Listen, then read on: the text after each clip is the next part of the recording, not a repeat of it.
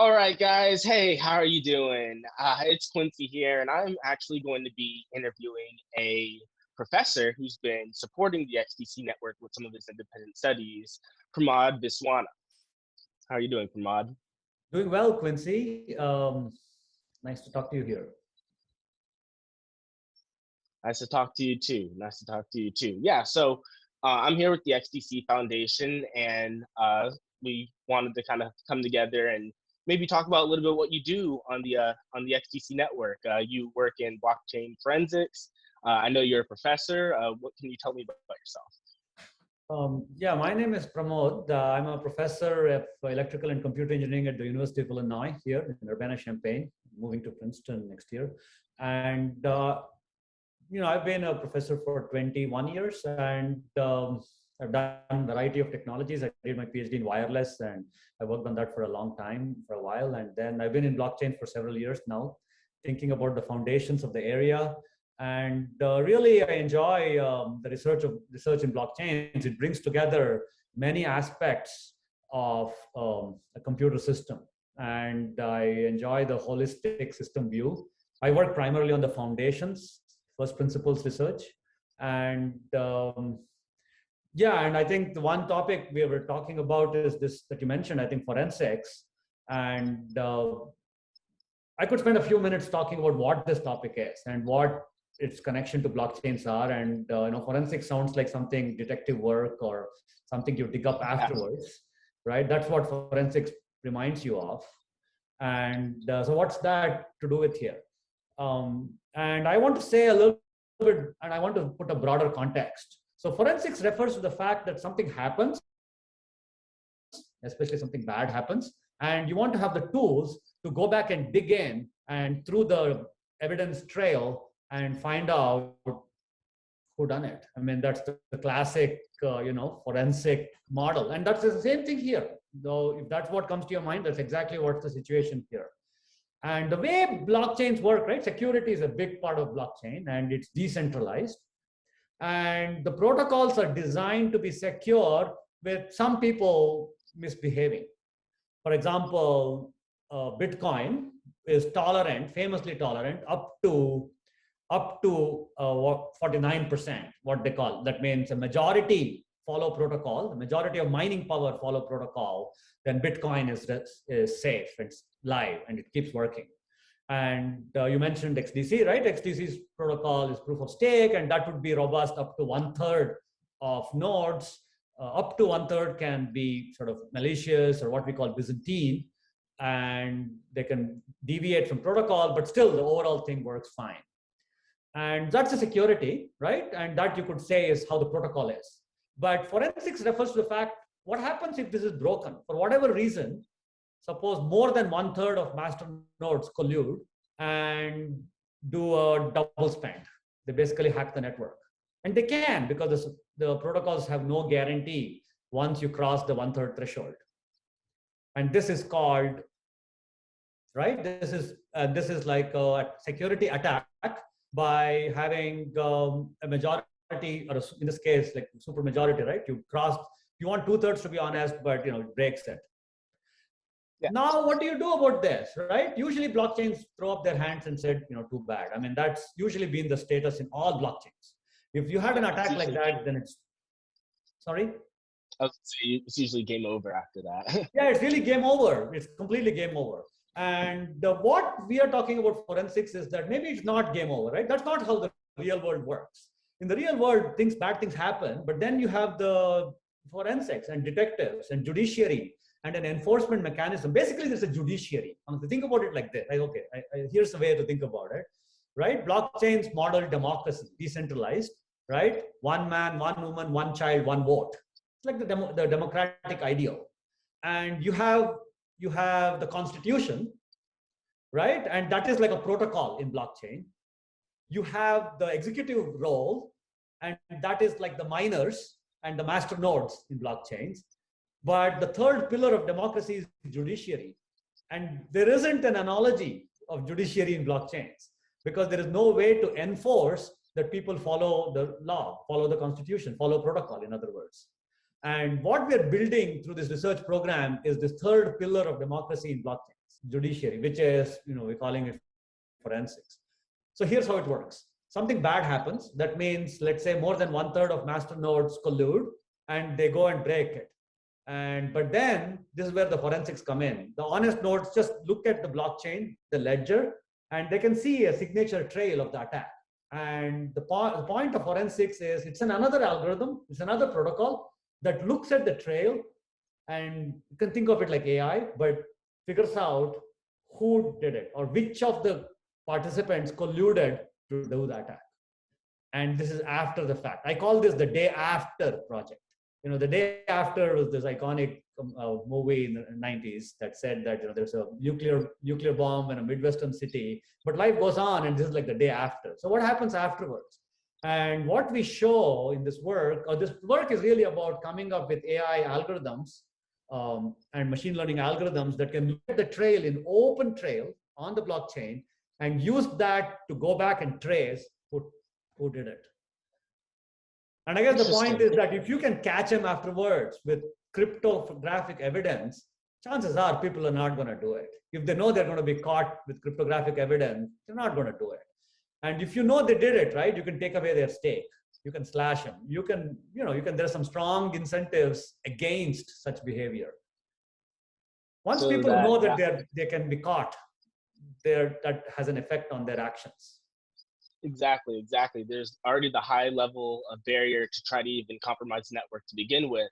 And then there's already a high likelihood of being caught because of these friends. There's no likelihood. Actually, this is certainty. So what we show, this is the good part. Okay, this is the good part and the bad part. We show that there are some protocols like Algorand, which do not have any forensics, none at all. Not even one person can be caught. And then there are some other protocols where some people can be caught. And there are yet other protocols where everybody can be caught. And so it really depends. So all proof of stake is not born the same. And this is actually one of the big things we found in our research. Wow, that's quite interesting. Can you elaborate on why different networks have different levels of complexity for forensics? Is it just because? Yeah, this is actually the crucial thing we found is that, this proof of stake protocols, there are several of them, and there's actually a whole family of them. Cosmos uses something, Algorand uses something else, Cardano uses something. They're all different protocols. XDC uses something else, and they're all different protocols, and they all have their own security proofs. But forensics is like the other side of the coin. Security refers to the fact that if enough people follow the rule, then everything is okay. But forensics comes in when the other side, the day after, when there is an attack. And what turns out is that these are very different things. What it makes the protocol secure has little to do with what enables forensics afterwards.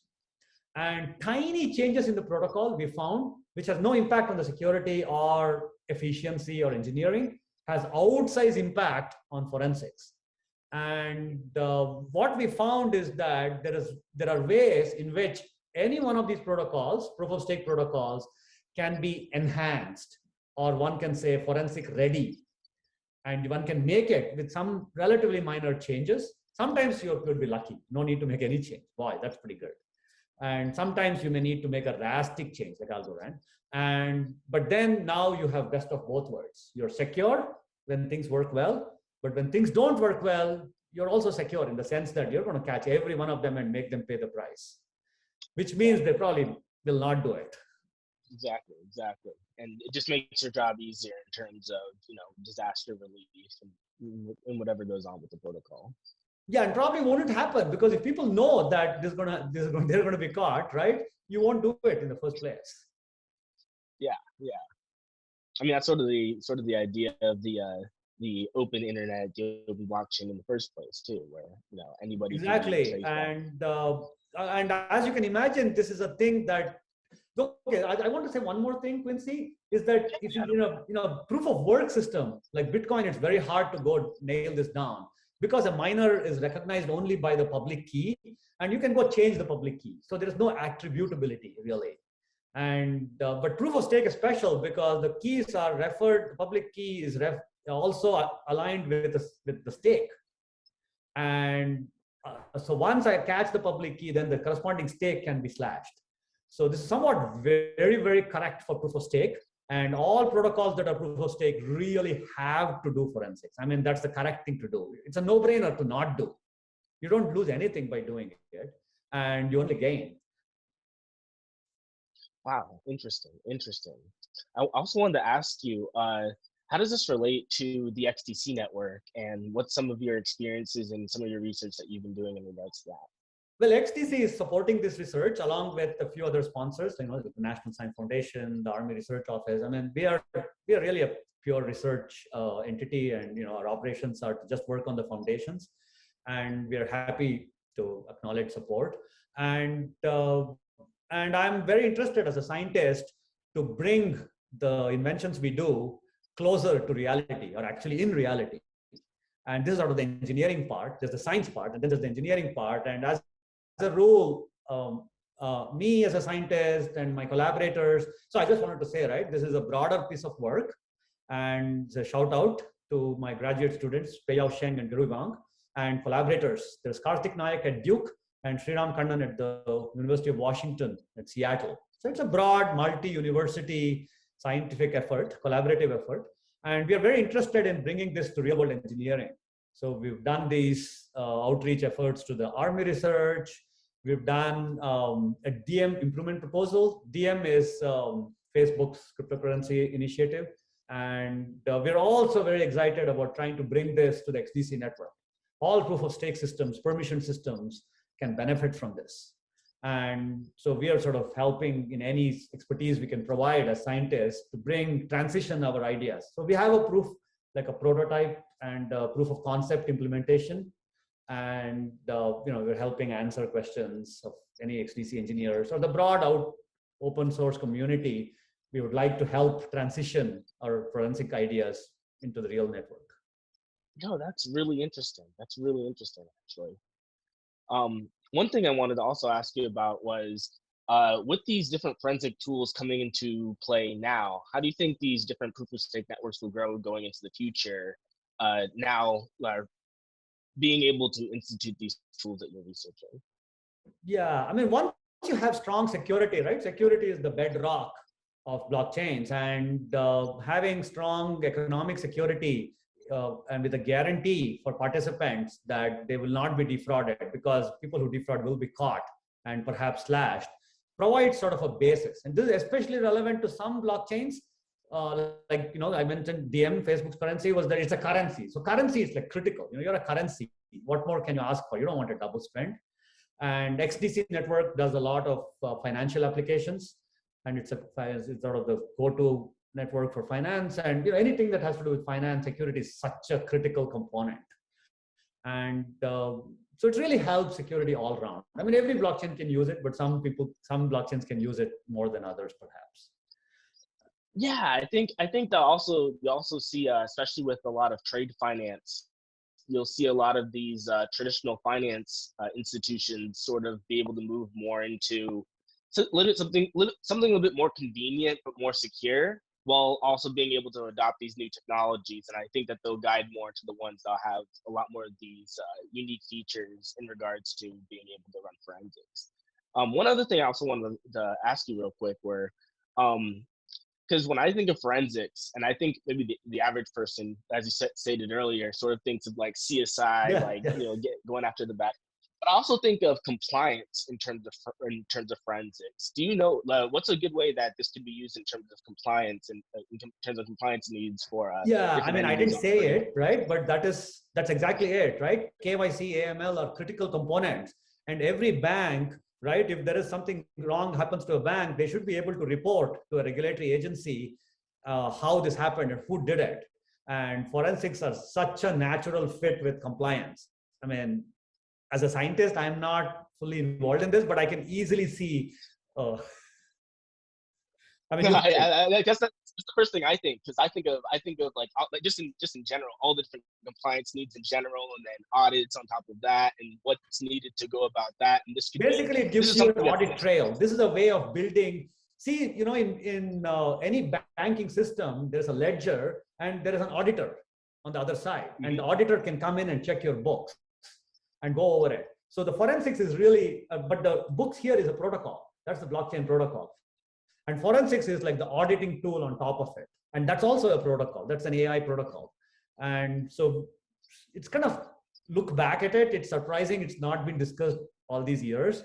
But now that we opened it up, it's something that fits in naturally. Yeah, it's nice to see researchers like yourself really diving in, because it seems like the space is almost totally centered around finance, which is a big portion of the space. But people seem to be so focused around just the financials that they don't really look at the different and deeper aspects of the technology that may go into forensics, and that may go into compliance needs, and may go into all the other things that may, security, all the different things that may go into actually like adopting these different technologies into the future. And it's nice to see a fresh face come to the forefront with the new perspective. My pleasure. That's what I do as scientists. Yeah, that's great. That's great. I think we're out of time now, but it was really great having you, and I hope to be having you and maybe some more of your cohorts. Yeah, I think my graduate student can give a short talk, and we're presenting this actually this week at CCS. It's a computer security conference on our work, and I think she'll be happy to give a short talk. Yeah, that'd be really interesting. Yeah, that'd be great. Thank you, Quincy. But it was great having you. Thank you for coming on, and I'll see you on the next one. Yeah, my pleasure. All the best.